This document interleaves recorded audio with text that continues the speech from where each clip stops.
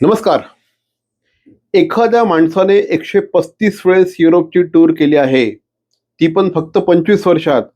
आणि आपल्याबरोबर तो माणूस कमीत कमी 10,000 पर्यटकांना युरोपला घेऊन गेला आहे. हे सगळं सांगितलं, ही सगळी आकडेवारी तुम्ही ऐकली, तर तुम्हाला थोडंसं आश्चर्य वाटेल ना? पण असा माणूस आज माझ्या स्टुडिओमध्ये बसलेला आहे आणि या माणसाचं नाव आहे श्री ट्युलिप यादव. माझं काही चुकलं का सर, ट्युलिप यादव बोललो? नाही नाही, हरकत नाही. सो ॲक्च्युली त्यांचं नाव आहे दिलीप यादव, पण आम्ही सगळे त्यांना ट्युलिप यादव म्हणतो, कारण ते ट्युलिप हॉलिडेजचे मालक आहेत. ट्युलिप हॉलिडेज ही महाराष्ट्रातली एक आघाडीची अशा प्रकारची ट्रॅव्हल एजन्सी आहे, पर्यटन संस्था आहे. आणि दिलीप यादव सर हे ना ट्रॅव्हलर आहेत. ते बिझनेस म्हणून वगैरे ट्रॅव्हल एजन्सी चालवत नाहीत. पॅशन आहे, ट्रॅव्हल हा त्यांचा पॅशन आहे. आणि या पॅशनमधनंच त्यांनी आपला जो ट्युलिप हॉलिडेज ही जी संस्था आहे ही नावारूपाला आणली, बहरली. आणि खऱ्या अर्थाने हे जे ट्युलिप आहे हे ठाण्यात बहरलं आणि संपूर्ण जगभर या ट्युलिपचं जे एक वास्तव्य आहे हे आता बहरलेलं आहे. सर, एवढं पॅशन ट्रॅव्हलच्या प्रती आलं कुठून? नाही, पर्यटनाची पेक्षा फिरण्याचीच आवड खूप पहिल्यापासून होती. म्हणजे बाकी शाळा कॉलेज शिक्षण हे फक्त नाममात्र होतं, पण फिरणं हे खूप आधीपासून माझ्या मनात होतं. म्हणजे माझी बॅकग्राऊंड सांगायचं तर मी स्वतः एक सेकंड हँड मॅटॅडोर घेऊन मी ड्राईव्ह केले महाराष्ट्रभर. आणि त्या माध्यमातून माझं पर्यटन खरं सुरू झालं. आणि ते ड्रायव्हिंग करताना महाराष्ट्र आणि गोवा, गुजरात असं मी स्वतः फिरलोय. वयाच्या 18 वर्षापासून मी ट्रॅव्हलिंग सुरू केलं. जेव्हा माझं लायसन्स आलं तेव्हापासून माझं हे पर्यटन सुरूच झालं. आणि मग महाराष्ट्र बघताना, गोवा बघताना, गुजरात बघताना, आणि भारतात एवढी ठिकाणं ही सगळी बघायला पाहिजे, ही सगळी आपल्याला जायला पाहिजे. बर्फाचं अट्रॅक्शन होतं, समुद्राचं अट्रॅक्शन होतं. ह्या अट्रॅक्शन पोटीच ती उत्कंठ आणि वाढत गेली. आणि त्या माध्यमातून मग एका मोठ्या पर्यटन कंपनीमध्ये मी ऍज अ टूर असिस्टंट म्हणून कामाला लागलो 1992 साली. बरोबर. आज पर्यटनात मला 33 वर्ष झाली. आणि 1992 साली पर डे 30 रुपयावरती मी काम सुरू केलं. 900 रुपये महिन्याला मला रूम मिळायचे. पण मला ते पैसे हे सेकंडरी होतं. माझ्यासाठी ते फिरणं खूप महत्वाचं होतं. वेगवेगळी स्टेट आणि ह्या गोष्टी पादाक्रांत करणं हे महत्वाचं होतं. आणि तीच आवड पुढे पुढे वाढत गेली की त्या पर्यटन संस्थेमध्ये मी डोमेस्टिक पहिला टूर लीडर तयार झालो. त्यानंतर इंटरनॅशनल टूर्स करायला लागलो. आणि मग एक स्थिती अशी आली की आता आपण आपल्या पद्धतीने आपल्या टूर्स कराव्यात, आपल्या आवडीने आपली डेस्टिनेशन निवडावेत. आणि म्हणून 2006 पासून ट्युलिपच्या संस्थेची स्थापना झाली. आणि मग काय आपलं आकाश मोकळं होतं आणि आपण आपले पर्यटन जगभरापर्यंत घेऊन जाऊ शकलो. तुमच्या आत्ता बोलण्यामध्ये ना तुम्ही एक खूप महत्वाचा शब्द बोललात की आपण आपल्या पद्धतीने टूर्स कराव्या. येस. जरा थोडंसं एक्सप्लेन करा, कारण तुमची पद्धत खरंच वेगळी आहे. तुमची पद्धत ही अतिशय पर्यटक फ्रेंडली आहे. ही जी पद्धत आहे ही पद्धत कशी डेव्हलप होत गेली आणि काय डोक्यात होतं त्यावेळेस? कसं आहे नितीनजी की एखाद्या तुम्ही कंपनीत काम करता, मग ती कंपनी तुम्हाला म्हणते की ही माझी आयटनरी आहे, तुझं काम काय, तू जायचं एवढ्या 40 लोकांना हे सगळं मी सांगितलं एवढं फिरून आणायचं. बरोबर. पण त्यात टेक्निकल गोष्टी काय आहेत, प्रॅक्टिकल त्या गोष्टी होऊ शकतात, नाही होऊ शकतात, हे जेव्हा मी ऑन टूर असतो मला कळतात. पर्यटक पहिली तक्रार कोणाला करतो? सहसंचालकाला. बरोबर.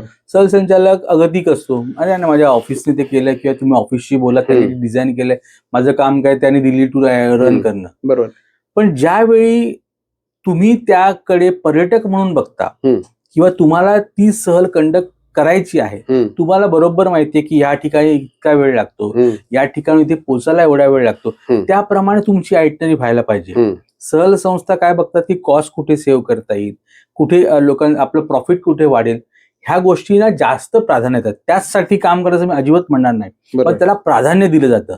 माझ्याकडे उलट झालं. माझ्याकडे मी जेव्हा टूर सुरू केली तेव्हा माझ्या डोक्यात होतं की मला हे टूर कंडक्ट करायची आहे. राईट. मला हे हॉटेल पाहिजे, मला हे हॉटेल ह्या डिरेक्शनला पाहिजे, मला हेच रेस्टॉरंट पाहिजे, कारण इथलं फूड चांगलं आहे, इथलं फूड लोकांना आवडणार आहे. भले बाहेरचा माणूस मला 50 रुपये कमी देते, पण ह्या फूडला क्वालिटी गेल्यानंतर माझे लोक खुश होणारच आहेत. त्यामुळे या सगळ्या गोष्टी चूज करण्याचा अधिकार माझ्याकडे आला. हम्म. आणि तो अधिकार डोक्यात ठेवून मी माझी आयटनरी डिझाईन केली, माझ्या टूर्सचा प्लॅनिंग केलं आणि त्याप्रमाणे माझ्या टूर जेव्हा जाऊन आल्यानंतर पर्यटकांचा उत्साह, लोकांचा आनंद, नॉट ओन्ली जाऊन आल्यानंतर ऑन टूर देखील खूप होता. प्रत्येक ठिकाणी आपण कशाला भुकेले असतो, लोकांची वाहवा मिळवण्यात. बरोबर. प्रत्येक गोष्टीचं जेव्हा मी एखाद्या साईट सीइंग लोकांना हटके दाखवतो, एखादं रेस्टॉरंट चांगलं देतो, एखादं हॉटेल चांगलं देतो, लोकांची जी वाहवा असते ना, ते तुमचं मूळ असतं. मग तेच लोक तुमची माउथ पब्लिसिटी करतात. करेक्ट आहे, बरोबर आहे, अगदी बरोबर आहे. तो त्याच्यात ते एक वेगळेपण मी जे आहे ते जपत आलोय आणि आजही मी ते बघतो. भले आता मी सिंगापूर, थायलंड, मलेशियाला होतो, नवीन वर्षामुळे सगळी हॉटेल पॅक होती. मला कॉस्ट कटिंगसाठी भरपूर हॉटेलचा चॉईस आला होता, पण म्हटलं नाही, थायलंड, मलेशिया करून लोक जेव्हा सिंगापूरला पोहोचणार आहे, ज्या ठिकाणी नवीन वर्ष मी साजरं करणार, त्या ठिकाणी मला चांगलं हॉटेल मिळालंच पाहिजे. आपण नॉर्मली 3 स्टार हॉटेल देतो, मला एजंट मला मग तू 4 स्टार हॉटेल घे, तुझी $200 कॉस्ट वाढेल. आता हे पर्यटकांकडे मी मागू शकत नव्हतो. तो $200 इंटू 28 लोक, तो आर्थिक तोटा झाला. पण त्या ठिकाणी 3 दिवस लोकांनी जे हॉटेलचे एन्जॉय केलं, ते माझं इन्कम होतं. आज ते लोक सगळ्यांना जाऊन सांगतील, लोक सांगतायत किंवा लोकांनी जे अप्रिशिएट केलं ते माझ्यासाठी पैशापेक्षा खूप मोठं होतं. तुम्ही ना आता सगळं असं जे बोलताय ना, हे ना एखाद्या MBA क्लास मधल्या विद्यार्थ्यांना जे शिकवलं जातं ना, हे सगळं तुम्ही बोलता आहात आणि हा तुमचा सगळा प्रॅक्टिकल अनुभव आहे. एक्झॅक्टली. 25 वर्ष जवळपास तुम्हाला आता या व्यवसायात झाली. 33 वर्ष. 33 वर्ष म्हणजे आधी ट्युलिपला 25 वर्ष. ट्युलिपला 25 वर्ष. 25 वर्षामध्ये तुम्ही 135 वेळेस आतापर्यंत युरोपला तुम्ही जाऊन आलेला आहे. मला सांगा की पहिली जी टूर होती, त्या टूरचा अनुभव काय होता? मी झोपलोच नव्हतो. मला झोपच नव्हती की मी युरोपला जाणार आहे. कारण काय, त्याच्या आधी माझे सहकारी युरोप करायचे, माझे डिरेक्टर्स युरोप करायचे आणि युरोप ट्युलिपच्या माध्यमातून युरोप करण्याच्या आधी तुम्ही गेला होता? हो, गेलो होतो ना मी. त्याच्या आधी मी ज्या संस्थेत काम करत होतो त्यांच्यातर्फे युरोप करतच होतो.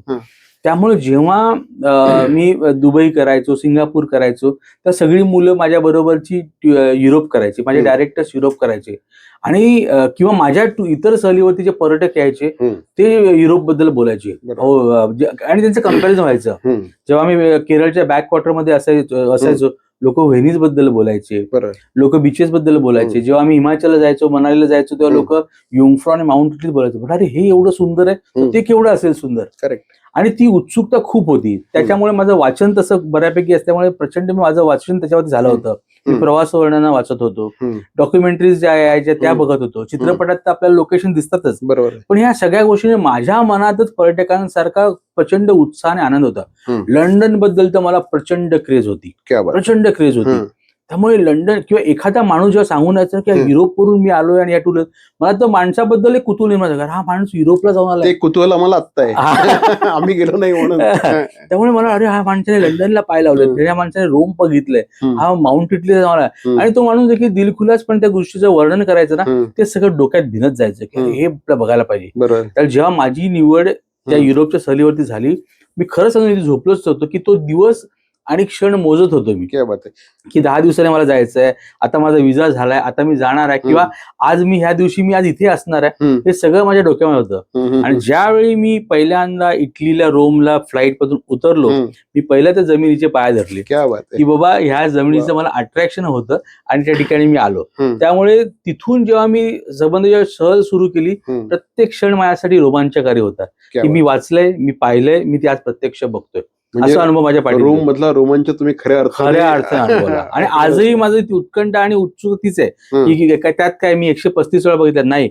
आज पण मी जेव्हा पहिल्या टूरला जातो किंवा टूर कंडक्ट करतो, ते मी पहिल्यांदा किंवा मी नव्याने करतो असंच ते बघायला लागतं, असंच ते बघतो. ते जे आता तुम्ही माउंट इटलीस बद्दल बोललात, DDLJ नंतर युरोपला जाणाऱ्यांचं किती प्रमाण वाढलं? नॉट ओन्ली DDLJ, यश चोपडांमुळे युरोपला जाणाऱ्यांचं किंवा स्पेशली स्वित्झर्लंड जाण्याचं प्रमाण खूप वाढलंय. चांदणीमध्ये पण त्यांनी खूप चित्रपट, सिलसिला चित्रपट घ्या तुम्ही, चांदणी घ्या किंवा DDLJ, आणखीन त्यांनी हे केलं. मग DDLJ मुळे ते एक गाव जे आहे ना, ते टुरिझम बेस झालं. ज्या गावात फक्त निसर्ग संपन्नता होती, फक्त एक ट्रेन स्टेशन होतं किंवा एखादं छोटं चर्च होतं, पण त्या ठिकाणी ते शूटिंग झालं, लोक ते लोकेशन बघायला जायला लागली. करेक्ट. म्हणजे आज अशी परिस्थिती आहे की इंटरलाकन या गावामध्ये यश चोपडांचं स्टॅच्यू लावलेलं आहे. युंगफ्रॉच्या एका ट्रेनवरती त्यांची साईन जी आहे त्यांनी एम्बॉस करून लावलेली आहे.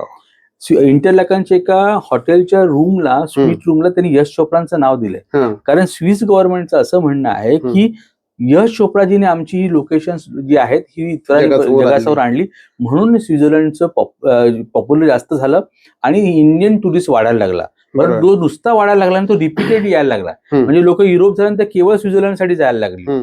आणि आज तुम्हाला आश्चर्य वाटेल की आजही स्वित्झर्लंडला तुम्ही कधी गेलात तर त्या ठिकाणी तुम्हाला हिंदीमध्ये बोर्ड दिसतील, सुस्वागतम, अलविदा, आपकी यात्रा संपन्न. कोणीतरी वडापाव लावलाय, वडापाव आणि मसाला चहाची गाडी असते, त्याचा लाखोचा बिझनेस रोजचा. काय बोलताय? हो. तुमच्या पर्यटकांना घेऊन जाता की नाही? आम्ही आग्रहाने घेऊन जातो, आणि त्याची आम्ही कुठे मार्केटिंग करत नाही. तिथे गेल्यानंतर लोकांना ते दिल्यानंतर तो एक आनंद वेगळा असतो. म्हणजे माझ्या सहल कार्यक्रमात मी असं कधीच म्हणते की मी तुम्हाला ते चहा पाहिजे कॉफी पाहिजे, त्यात काय सांगायचंय. बरोबर. तुमच्या घरी एखादा पाहुणा आला, चहा पाजणं आणि पाणी देणं हा आपली संस्कृती आहे, त्याची कधी जाहिरात करायची. त्यामुळे आपण ते सरप्राइझिंगली लोकांना देतो आणि लोकांना ते एवढं आवडतं की लोक ते अप्रिशिएट करतात. माझी बायको गेली होती, तिने तिकडे ते काजोल सारखी साडी वगैरे नसून फोटो काढले. आता तर लोकांना एवढी क्रेज झाली, शिफॉनची साडी. रीलचा जमाना असा आलाय की प्रत्येक ठिकाणी, म्हणजे मला आश्चर्य की इथे लोक आधी थर्मल घालून यायचे, जॅकेट आहे, कानटोप्या घालून यायचे, आज ह्या बायका शिफॉनच्या साड्या घालून येतात. फक्त रील बर्फात मला तसं करायचंय. काजोल. येस, काजोल आणि शाहरुख खान व्हायचंय. एक्झॅक्टली. 135 वेळेस तुम्ही आतापर्यंत युरोपला गेलेला आहात. ओके. तुम्हाला ठाण्याच्या गल्ल्या जास्त माहिती आहेत, बोरिवलीला तुम्ही राहता तिकडच्या गल्ल्या जास्त माहिती आहेत का युरोपच्या गल्ल्या जास्त माहिती आहेत? असं म्हणलं तर मला युरोपच्या जास्त गल्ल्या माहिती आहेत. कारण काय माहितीये, माझं इथे राहणंच कमी असतं. युरोप नसेल तर इतर सहली असतातच आमच्या बरोबर. पण ज्यावेळी मी युरोपमध्ये नितीनजी असतो ना, मी नुसतं स्वस्त बसत नाही. बरोबर. आजही त्या सिटीतले माझ्याकडे लंडनला गेला की ऑस्टर पास आहे, जे कुठे बसमध्ये, ट्राम मध्ये कुठे चालतो. मला एक दिवस जरी गॅप असेल ना, मी पायी हिंडतो. स्वित्झर्लंडमध्ये लोक शॉपिंग करतात, बाकीचे टूरिस्ट एका ठिकाणी कॅफेमध्ये बसतात, मी बसतच नाही, मी फिरत असतो. कारण ती ब्युटी आहे. त्यांच्या घरांची रचना कशी आहे, त्यांनी गॅलरीज कशा सजवल्या आहेत, त्यांचे चौक कसे सजवलेले आहेत, त्यांच्या डिपार्टमेंटल स्टोअर मध्ये मी जातो, त्यांचे लोकल गुड्स काय आहेत, त्यांच्या भाज्या काय आहेत, ते काय काय फूड त्या ठिकाणी असतं, कशा प्रकारे फूड प्रिझर्व केलं जातं, कशा प्रकारे लोक ते स्नॅक्स आहेत, ड्रिंक्स आहेत, या सगळ्या गोष्टी बघायला मिळतात. त्यामुळे त्या गल्ल्या गल्ल्या फिरण्याची एक वेगळी मजा आहे.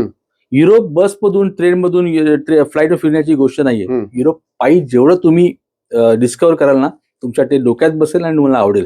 म्हणून पर्यटकांनी वेळेत युरोप करायला पाहिजे. एक्झॅक्टली. असंच म्हटलं जातं ना की म्हणजे तुम्हाला कुठलंही शहर समजून घ्यायचं असेल, अगदी फॉर दॅट मॅटर आपलं ठाणा सुद्धा तुम्हाला समजून घ्यायचं असेल, तुम्ही पायी चाललं पाहिजे. एक्झॅक्टली. येस. पण ते एकीकडे आपण पायी चालायचं म्हणतो, दुसरीकडे जे युरो रेल आहे याचं लोकांना प्रचंड आकर्षण आहे. तर तुमची जी एक ट्युलिप हॉलिडेजची जी टूर आहे, असं माझा भाऊ तुमच्यावर रेग्युलरली येतो, कमलाकर बोरसे. ओके. आणि भाऊ म्हणजे बरंच जवळपास 75 वर्षाचे आहेत ते. पण ते नेहमी सांगतात युरोप करायचं किंवा सहलीला जायचं तर ते ट्युलिप पण नाही म्हणत, ते दिलीप बरोबर जातात. म्हणजे ह्या माणसाचं एवढं आहे ना की त्यांचं वय नाही सांगत मी तुम्हाला आता, पण दिलीप यादव यांच्या ना अंगामध्ये पर्यटन आहे. यांच्यामध्ये ना ते ज्यावेळेस पर्यटनाला जातात ना, त्यावेळेस त्यांच्या अंगामध्ये ते भिनतं अक्षरशः. आणि मग आपल्या पर्यटकांना ह्या पर्यटनाचा जास्तीत जास्त चांगला अनुभव कसा द्यायचा, त्यांना जास्तीत जास्त चांगलं काय दाखवायचं, त्या ठिकाणचे एक्सपिरियन्सेस कसे द्यायचे, ह्याकडे ह्या माणसाचा भयंकर कल असतो. आणि त्याच्यामुळे साधारणपणे एखादा असं पर्यटक आहे का आतापर्यंत तुमच्यावर 10 वेळेस, 15 वेळेस, 20 वेळेस आलेला आहे? एखाद्या असे खूप आहेत. बोरसे काकांचं उदाहरण आहेत, आमच्या विरकर काकी आहेत, आमच्या तंत्री आत्या आहेत, सुधीर आमचे शेट्टी अंकल आहेत. असे खूप नावं कमी पडतील. हे तर आहे अगदी. म्हणजे खूप सारे पर्यटक जे आहेत हे वारंवार तुमच्यावर येतात. येस. तुमच्यामध्ये आणि इतरांच्या युरोपच्या टूरमध्ये काय फरक आहे? हे बघा, साईट सीइंग मध्ये काहीच फरक नसतो. तोच आयफेल टॉवर आहे, तेच युंगफ्राय, तेच माउंट इटलीस आहे. फरक काय असतो, तुम्ही कुणाबरोबर जाताय, बरोबर, त्या माणसाचा एक्सपिरियन्स काय आहे. आज 135 वेळा गेल्यानंतर माझा जो तिकडचा रॅपो आहे, हॉटेल्स पासून, वेटर पासून, साईट सीइंग प्लेसेस मध्ये असलेल्या कर्मचाऱ्यांपासून, ड्रायव्हर्स आपल्यापासून, ह्याचा उपयोग पर्यटकांना होतो. कारण रिपीटेडली गेल्या आपल्याला माहिती असतं की कुठे किती वेळ वाजता पोहोचायला पाहिजे, कुठे किती गर्दी आहे, कुठे किती वेळ द्यायला पाहिजे, ह्या सगळ्या गोष्टींचा उपयोग होतो. आणि ह्याला तुम्हाला शिकवून किंवा पुस्तक वाचून होणार नाहीये. हा तुम्हाला एक्सपिरियन्स नाही, या गोष्टी येत असतात. दुसरी गोष्ट, मी किंवा माझा मुलगा यश किंवा आमचा संतोष वगैरे आम्ही पर्सनली टूरवरती असतो. आम्ही टूर लीडर हायर करत नाही, स्पेशली. म्हणजे मला त्याच्याबद्दल खूप जास्त कुतूहल आहे की स्वतःच टूरवर जाणं हे काय पॅशन आहे. ह्याचं कारण असं ना की एकदा एका पर्यटकाने माझ्याच कलिग बरोबर टूरवरती गेले होते आणि पॅरलल माझी टूर चालली होती. त्या कलिगला ना थोडंसं टाइम मॅनेज नाही करता आलं आणि त्याच्यामुळे एक ॲम्स्टरडॅम छोटीशी चीज आणि क्लॉक फॅक्टरी आहे, ती संध्याकाळी 6ला बंद होते. आणि हे त्यानंतर ते पोहोचलं, त्यानंतर ती बघता आली. खूप काही बिघडलं नाहीये, पण त्या पर्यटकाच्या डोक्यात काय राहिलं की मला ते बघता नाही आलं. आणि ती गोष्ट मला एवढी लागून राहिली की ते आल्यानंतर सांगितलं टूर खूप छान झाली, मला ही गोष्ट बघता नाही आली. आता मी त्यानंतर त्याला असं क्लिअरिफिकेशन नाही होते काय एवढं काय मोठं नव्हतं वगैरे नाही. जे साईट सीइंग मी सांगितलं ते व्हायलाच पाहिजे. बरोबर. आणि हे जर त्या माझ्या कलिगच्या डोक्यात असतं की अरे 6 वाजता बंद होतं, तर तो त्या वेळेत पोहोचला असता, त्याचा अनुभव कमी पडला. पण माझ्या पर्यटकाला ते एक साईट सीइंग आणि त्यासाठी तो आयुष्यात परत त्या ठिकाणी जाणार नाही. ही एक गोष्ट मी आजही डोक्यात ठेवली आहे. त्यामुळे माझ्या सहली कमी होतात माझ्या संस्थेच्या, मला त्याची पर्वा नाहीये. आलेला 100% पर्यटक हा हॅपी होऊन आला पाहिजे. त्यामुळे एक्सपिरियन्स हा तुम्हाला खूप कामाला येतो. उद्या काही इमर्जन्सी आली, मला कोणाची परवानगी घ्यायची गरज नाहीये, कारण मीच मालक आहे कंपनीचा, मीच ऑन द स्पॉट डिसिजन घेऊ शकतो. जसं मग अशी वडापावचं उदाहरण दिलं. मला वाटलं पर्यटकांना थंडी आहे, एखादी कॉफी पाजू शकतो ती, मला ऑफिसला फोन करून परवानगी घ्यायची गरज नाहीये. सर मी इथे आलोय, लोक अशा मागेच लागले तो नाही ना, मग मी जरा बजेट चेक करते आणि तुम्हाला सांगते. ह्याच्यात जाणारा वेळ तुम्हाला लोकांची कॉफी तिकडे पिऊन झालेली असते. त्यामुळे मी लोकांनी बोललं आणि ते दिलं, ह्याच्यात एक वेगळी मजा असते. किंवा लोकांना ते खूप आनंद असतो की अरे हे टूर मध्ये नव्हतं, हे मला ऍडिशनल मिळालं. लोकांना कधी दिलेल्या गोष्टीपेक्षा 2 गोष्टी एक्स्ट्रा मिळाल्या, they will be more happy. Sir एक पर्सनल प्रश्न तुम्हाला विचारायचा मला की तुमचं पहिलं प्रेम तर युरोपच दिसतंय. हो बरोबर आहे, बायकोपेक्षा. बायको ठीक आहे, पहिलं प्रेम तर युरोपच दिसतंय. तुझं दुसरं प्रेम कुठलं, म्हणजे पर्यटनाच्या दुनियेतलं दुसरं प्रेम कुठलं, दुसरं ठिकाण असं जे दिलीप यादवांचं पर्सनली खूप जास्त त्याच्यावर प्रेम आहे? डोमेस्टिक मध्ये म्हणाल तर मला मनाली खूप आवडतं आणि केरळ. तर त्या ठिकाणी मॅक्झिमम सहली केलं. बरोबर. आणि त्या गोष्टी आता 25 वर्ष झाली आणि त्याच्यानंतर पण जेव्हा जातो ना तेव्हा मला ते आठवत होते की अरे माझं सुरुवात इथून झाली होती, केरळमधून झाली होती. मी पहिला टूर लीडर म्हणून केरळमधून सुरुवात केली. आज मी तिथे गेल्या वर्षी ना 7-8 वर्षानंतर गेलो नितीनजी. माझं त्यावेळी हॉटेल आहे ना, सिटी पासून 5 किलोमीटर लांब खूप सुंदर हॉटेल होतं आमचं. त्या हॉटेलपासून आम्ही निघाल्यानंतर त्या मार्केटपर्यंत जिथे आम्ही शॉपिंगला लोकांना सोडायचो साईड, मी 5 किलोमीटर ना पायी चालत गेलो. आणि तो बदल सगळा बघत गेलो की त्यावेळी असं होतं, आता हे असं झालंय. मी माझ्या कलिगला फोन केला, अरे आपण यायचो तेव्हा इथे काहीच नव्हतं, हे भाई आता असं झालंय, ह्या गोष्टी आल्यात. सेम लाईक मनालीच्या रस्त्यावरती आम्ही रात्रंदिवस 10 वर्ष रात्रंदिवस जर्नी केला. आज तिथे टनेल्स आणि डायव्हर्शन झाले, त्यामुळे मला ते कळत होतं कधी कधी, मला विचारलं होतं की अरे मी कुठे असायचो. माझं असं एक स्वप्न आहे की साधारणपणे 60 वर्ष वगैरे झालं की ती बियास नदी ना ती मला खूप आवडते. बरोबर, महाभयंकर आवडते. त्या बियास नदीमध्ये एकदा आम्ही असंच गेलो होतो, फिरायला गेलो होतो, मी आणि माझा मित्र होता मुकुंद व्यवहारे. आणि ते रिव्हर राफ्टिंग केल्यानंतर एका ठिकाणी ती राफ्टिंग बोटी थांबतात आणि नंतर मग आम्ही त्या बियास नदीच्या एका जिथे पाणी साचलं होतं तिथे आम्ही डीप मारली होती, डुबलो होतो आणि एक अशी डुबकी मारली होती. आणि एवढ्या थंड पाण्यामध्ये डुबकी मारल्यानंतर जो काही एक्सपिरियन्स होता तो एवढा डिवाईन होता, तो एवढा अफलातून अशा प्रकारचा तो संपूर्ण एक्सपिरियन्स होता. बरं, त्या क्षणापासून ना त्या बियास नदीवर असं प्रेम बसलेलं आहे. तुमचं प्रेमच बसतं. एकदा ती नदी सुरू झाली म्हणाली जाताना की म्हणाली पण तुझ्या सोबत ती असते, त्यावेळी तो नुसती बाहेर तुम्ही बघत बसा, त्या नदीचा एक वेगळं तुम्हाला वेळ लागतं. बरोबर.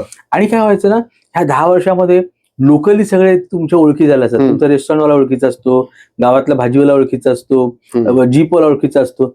ही लोक जे तुम्हाला आपुलकीने भेटतात ना, आणि आपण 10 वर्षात त्या ठिकाणी सातत्याने गेला, आपण सुद्धा लोकल होऊन जातो. बरोबर. म्हणजे म्हणायला गेलं की आम्ही ते हडिंबाची पालखी असेल, मंदिराचं काही छोटी छोटी देवस्थान आहेत, लोकल यात्रा असतील, आमच्या हॉटेल्स वर आम्ही जायचो. त्यामुळे आम्ही ती गोष्टी नुसतं पर्यटकांच्या दृष्टीने पाहिल्या नाही, आम्ही ती लोकल्स म्हणून बघितलेल्या आहेत. पहिल्यांदा ज्यावेळेस गेला असेल त्यावेळेस जो अनुभव असेल तो आजही लक्षात असेल. आजही लक्षात. म्हणजे 2005ला जे लंडनचं अट्रॅक्शन होतं ना, तेच मनालीच्या बाबतीत होतं. मनालीला दुसऱ्या सकाळी मी रोहतांगला जाऊन बर्फ बघणार आहे, तर रात्रभर म्हणजे असं होतं की कधी सकाळ होते आणि मी तो बर्फात जाऊन हात अगदी घालतो. अगदी बरोबर आहे. म्हणजे 2003 तर तिथे मी गेलो होतो, हा हनीमूनला गेलो होतो, हा आणि त्यावेळेस ती सगळं मेरे नाम पिक्चर त्यावेळेस लागला होता, हा आणि सगळ्या गाड्यांमध्ये तीच गाणी तीच लागायची. गाणी लागली. त्यामुळे आजही तिथे ज्यावेळेस मी इथे जरी तेरे नामची गाणी ऐकली, आम्हाला सगळं त्यात 2003चं सगळं आठवायला लागतं. मला सांगा की ज्यावेळेस आता आपण थोडस कॉस्ट कडे येऊया. साधारणपणे काय कॉस्ट असते युरोपच्या टूरची? युरोपची कॉस्ट आहे ना, आता ती खूप महाग झाली असं मला स्वतःला वाटायला लागलंय. महाग का झाली आहे? आमची टूर कॉस्ट नाही वाढली. दुर्दैवाने काय झालं, आपला रुपया पडत चाललाय. म्हणजे आज काल एक मी बुकिंग युरोपसाठी घेतलं. त्यांची मुलगी माझ्यावर 7-8 वर्षापूर्वी आली होती, निष्ठा म्हणून, आणि आज ती आई वडिलांबरोबर परत येते. दिलीप काकाबरोबर जायचं मला. तिने एकदा युरोप केली आहे, ती आई बाबांना घेऊन परत आता युरोपला, ती आता PhD करते आयर्लंडला. तर त्यावेळी ती 2,60,000 गेली, ती टूर आता 4,10,000 झाली आहे. ह्याचं कारण म्हणजे तेव्हा 60 रुपयाचा युरो आता 107 रुपये झालाय. त्यामुळे रुपया जो आहे हा आपला घटला आणि त्याच्यामुळे टूर कॉस्ट वाढली. आणि आज ह्या सहलीला येणारे सिनियर सिटीजन असतात, रिटायर्ड झालेले पर्सन असतात. त्यामुळे कॉस्ट जी आहे ही तुमच्या त्या रुपयावरती ठरते, युरोवरती ठरते, आणि सगळ्यात महत्वाचं तुमच्या सहलीत साईटसीइंगचा काय अंतर्भाव आहे. आज लोक बरेचसे गिमिक्स करतात, फक्त कॉस्ट हायलाइट करतात. बरोबर. पण कॉस्ट हायलाइट करताना साईटसीइंग तुम्ही काय देताय. दुसरी महत्वाची गोष्ट, तुम्ही कुठल्या शहरात राहताय.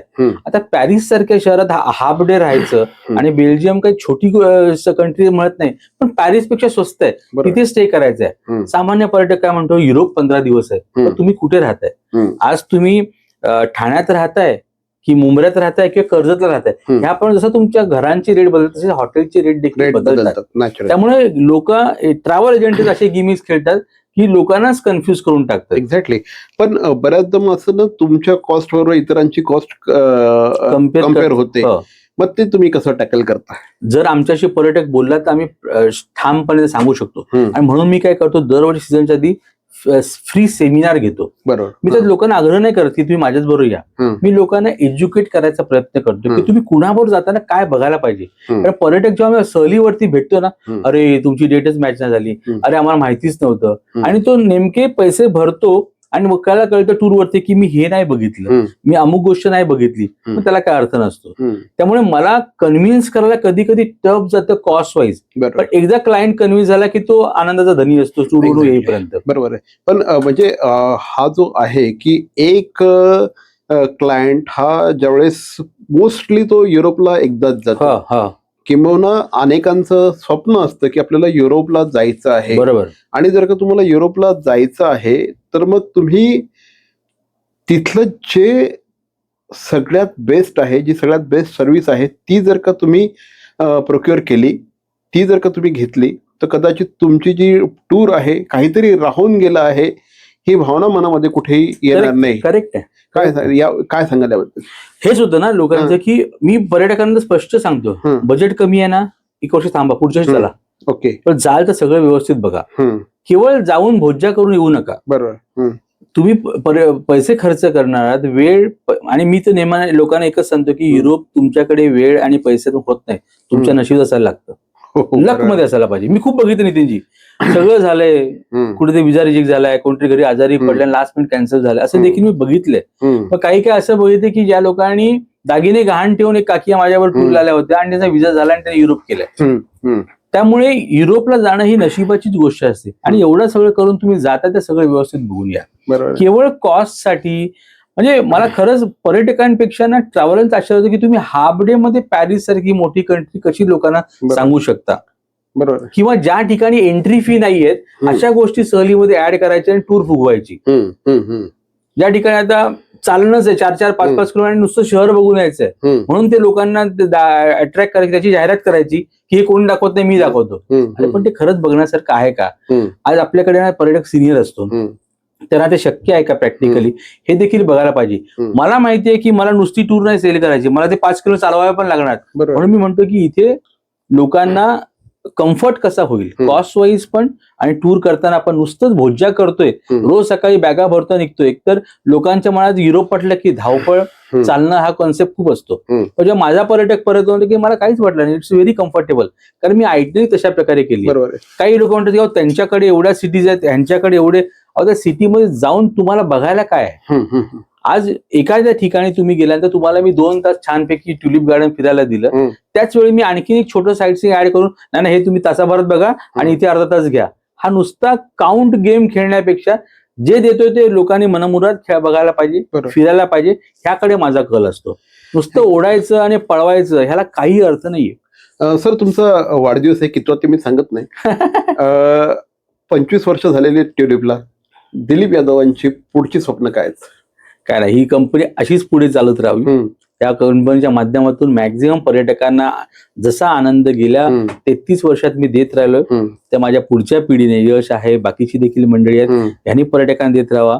पर्यटकांचा जो विश्वास संपादन आम्ही छोट्याशा या कारकिर्दीत सुरुवात केली आणि आता आपण जगभरात पोहोचलो. ही जे ट्युलिपचं नाव आहे ते जगभरात असंच राहावं हे माझं स्वप्न आहे. आणि जरी आज एक वयाच्या एक ठराविक टप्प्यावरती पोहोचल्यानंतर मी ठरवलंय की वयाच्या 60 नंतर मी टूर कंडक्ट नाही करणार. जरी माझी कपॅसिटी तरी मी नाही कंडक्ट करणार.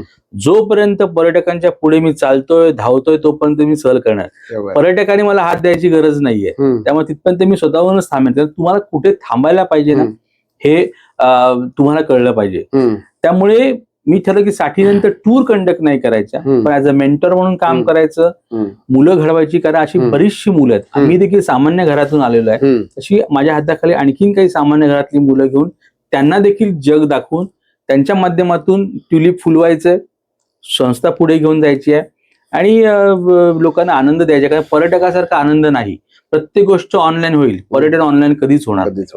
सर असंच बोलता बोलता आता तुम्ही म्हणालात की नवीन मुलं घडवायची आहेत. नवीन मुलांना काय सांगाल? खूप सारी मुलं असतात की आता मी सॅटर्डे क्लब मध्ये काम करतो, येतात लोक, आणि आम्ही आता ट्रॅव्हल एजन्सी सुरू केलेली आहे. नवीन मुलं जे ट्रॅव्हल एजन्सी सुरू करू इच्छितात, पर्यटनाच्या व्यवसायात येऊ इच्छितात, त्यांना काय सांगाल? एकनिष्ठ राहा. ज्या संस्थेत काम करतात त्यांची एकनिष्ठ राहा. केवळ पैसा पैसा पैसा या गोष्टी वळू नका. आज तुमच्याकडे काय असतं, वर्षावर तुम्ही एका कंपनीत काम केलं की दुसरी कंपनीत 5,000 रुपये देऊन तुम्हाला लगेच ओढायचा प्रयत्न करते. तुमची लॉयल्टी त्या कंपनीकडे असली पाहिजे आणि तुम्ही शिकत जाता. मी आयुष्यात एकाच कंपनीत काम केलं सुरुवातीपासून शेवटपर्यंत, आणि सोडताना थँक्यू म्हणून बाहेर पडलो. पण मला त्या दरम्यान प्रत्येक कंपनीच्या टूरवरती भेटायचे, अरे तुला मी एवढी सॅलरी देऊ, अरे तुझं डोमेस्टिक करतो, इंटरनॅशनल करत नाही. माझी लॉयल्टी त्या कंपनी बरोबर होती. पण आजही अभिमानाने मी त्या कंपनीच्या घरी, त्यांच्या घरी जाऊ शकतो. आज 20 वर्ष झालं मी कंपनी सोडून, पण त्या कंपनीच्याकडे मी अधिकाराने जाऊ शकतो, मी फोन करू शकतो, बोलू शकतो, कारण ती लॉयल्टी होती. त्यानंतर मी कुठे काम नाही केलं, माझी कंपनी चालू केली. त्यामुळे तुम्हाला माध्यम शोधा. मी सेल्सच करतोय, मी ऑपरेशनच करतोय, मी टूर्स कसं नाही, जिथे तुम्हाला, कारण हे ओशन आहे, याच्यात तुम्ही जेवढ्या गोष्टी करा. मी कुठल्याही नितीनजी संस्थेमध्ये ट्रेनिंग घेतलेलं नाहीये. माझे गुरु केसरी भाऊ पाटील, शैलेश पाटील, वीणाताई यांच्याकडून जे चांगलं घेता आलं मला ते घेत आलो, आणि मग त्यांच्याबरोबर मी सगळ्या क्षेत्रात फिरायचो. हॉटेल बुकिंग करायला जाण्यापासून, टूर कंडक्ट करण्यापासून, वीणाताईंच्या जाहिराती बनवण्यापासून सगळ्या गोष्टी आत्मसात करत आलो. हे किती मोठं ट्रेनिंग होतं, त्याला तुम्ही पैशाने नाही मोजू शकत. त्यामुळे केवळ आज हे ठिकाण आणि उद्या लगेच ती दुसरी कंपनी, त्यामुळे कंपन्या नव्याने तुम्ही बदलत जाल, 2-2 पैसे वाढतील, पण तुमचा अनुभव वाढणार नाहीये, लक्षात घ्या. त्यामुळे अनुभव करायला शिका, अनुभव घ्यायला शिका. अनुभव तुम्हाला पैशाने कुठेच किंवा कोणतीच संस्था देऊ शकत नाही, तो प्रॅक्टिकल नॉलेजनेच येईल. त्यामुळे हे 6 महिने या कंपनीत, 6 महिने त्या कंपनीत, ह्या गोष्टी करू नका. त्यामुळे एकाच ठिकाणी स्टिक राहा, आणि मग तुमचा पाया भक्कम झाला ना की तुम्ही मग तुमची ग्रोथ करा. ऑफकोर्स फायनान्स ही खूप महत्वाची गोष्ट आहे. तर तुम्ही तुमचा जसा परफॉर्मन्स, कंपनी देखील तुमचा विचार करतेच, त्यामुळे तुमची फायनान्शियल ग्रोथ ऑटोमॅटिकली होत राहणार आहे. किंवा फायनान्शियल ग्रोथ हा एक भाग झाला, तर तुमच्या अनुभवाची जी ग्रोथ आहे ना ती देखील तुमची खूप वाढत जाणार. आणि ह्याच्यात अनुभवाशिवाय पर्याय नाही. याला तुम्ही कुठे ऑनलाईन किंवा पुस्तकी शिक्षण आणि युट्यूब आणि याच्यातून तुम्हाला काही मिळणार नाहीये. गुगल तुम्हाला हेल्प नाही करणार. मी कधीही टूरवरती गुगल मॅप वापरत नाही नितीनजी. बरोबर. माझ्या डोक्यात आजही बसले की हा लेफ्ट टर्न, हा राईट टर्न, हा सरळ रस्ता, आणि या गोष्टी माझ्या डोक्यात भरल्या. मी ड्रायव्हरनं सांगतो युरोपमध्ये, त्याच्या लोकांना प्रचंड आनंदाने आश्चर्य वाटतं की हा ड्रायव्हरनं शिकवतो की तू इथूनच गाडी घे, तुला इथेच बरं पडणार आहे. त्यामुळे ह्या गोष्टी तुमच्याकडे अनुभवाने येतात. अगदी हेल्प म्हणून त्याचा उपयोग नक्की असला पाहिजे. बरोबर आहे. वाचन तुम्हाला केलंच पाहिजे. बरोबर. तुम्ही म्हणाल की नाही मी युट्यूब वरती बघून करेन, नो वे. वाचन करा. आजही मी कधी पुस्तक मॅजेस्टिक मध्ये गेलो, नवीन पुस्तक आलं, मी घेतो आणि वाचतो. कारण प्रत्येक जण वेगळ्या दृष्टिकोनातून युरोप बघतो. तर तुम्ही केलेलं प्रवास पण समोरचा असेल असं नाहीये.